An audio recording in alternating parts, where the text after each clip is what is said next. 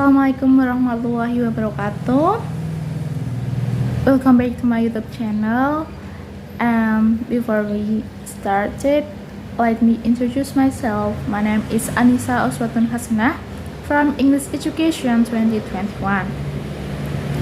Okay, now I'm going to share my opinion or my argument about the motion kids and teens in poor neighborhoods will be given free education. And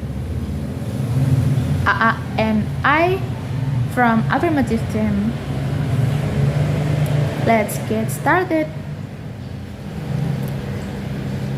I totally agree with the motion because everyone has the right to get an education. Education is important for humans. Over the past decade, the unfortunate reality is that the income gap has widened between Canadian families. Educational outcomes are one of the key areas influenced by family incomes. Children from low-income families often start school already behind their peers who come from more affluent families. As shown in measures of school readiness, the incident, depth, duration, and timing of poverty all influence a child's educational attainment, along with community characteristics and social networks. However, both Canadian and international interventions have shown that the effects of poverty can be reduced using sustainable interventions. Pediatricians and family doctors have many opportunities to influence readiness for school and educational success in primary care settings. School readiness reflects a child's ability to succeed both academically and socially in a school environment. It requires physical well-being and appropriate motor development, emotional health, and a positive approach to new experiences. Adds appropriate social knowledge and competence, adds appropriate language skills, and adds appropriate general knowledge and cognitive skills. It's well documented that poverty decreases a child's readiness for school through aspects of health, home life, schooling, and neighborhoods. 6. Poverty-related factors are known to impact child development in general and school readiness in particular. They are the incidence of poverty, the depth of poverty, the duration of poverty, the timing of poverty. Example, age of child. Community characteristics. Example, concentration of poverty and crime in neighborhood.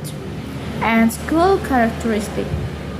And the impact poverty has on the child's social networks, or parents, relatives, and neighbors.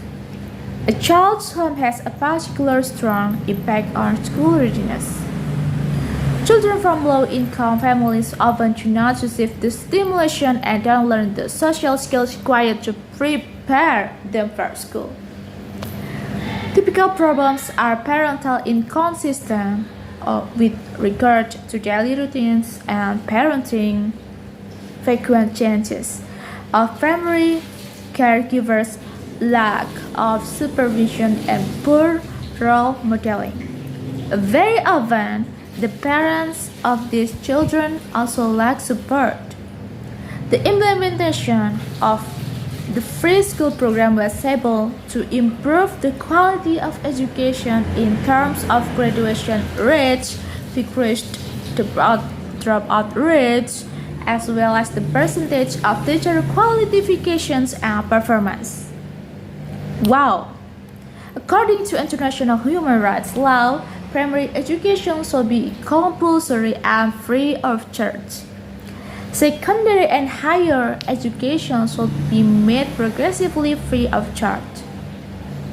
Free primary education is fundamental in guaranteeing everyone has access to education. However, in many developing countries, families often cannot afford to send their children to school, leaving millions of children of school age deprived of education. Despite international obligations, some states keep on imposing fees to access primary education. In addition, there are often indirect costs associated with education, such as for school books, uniform, or travel that prevent children from low-income families accessing school. Financial difficulties that may face cannot relieve them of their obligation guarantee-free. Primary education. If a state is unable to secure compulsory primary education free of charge when it ratifies the International Covenant on Economic, Social, and Cultural Rights, or ICESCR, it still has the immediate obligation within 2 years to work out and adopt a detailed plan of action for its progressive implementation within a reasonable numbers of years. To be fixed in the plan, progressive introduction of free education means that while states must prioritize the provision of free primary education, they also have an obligation to take concrete steps towards achieving free secondary and higher education. And I can conclude that I am totally agree with the motion. I totally agree with kids and teens in poor neighborhoods should be given free education because everyone has the right to get an education. Okay, I think that's enough from me. Thanks for your attention. Thanks for watching my video. Wassalamualaikum warahmatullahi wabarakatuh. See you.